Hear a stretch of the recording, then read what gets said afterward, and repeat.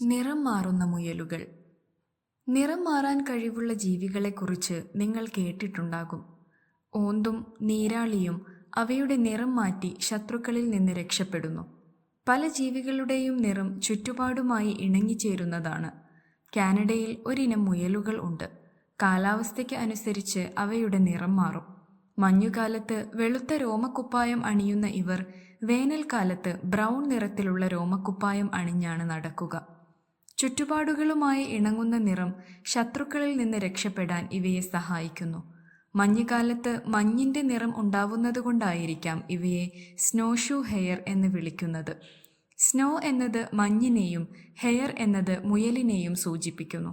സൂക്ഷിച്ചു നോക്കിയാൽ കാലാവസ്ഥയിലുള്ള മാറ്റങ്ങൾക്കനുസരിച്ച് മനുഷ്യൻ്റെ തൊലിയുടെ നിറത്തിലും വ്യത്യാസമുള്ളതായി കാണാൻ കഴിയും.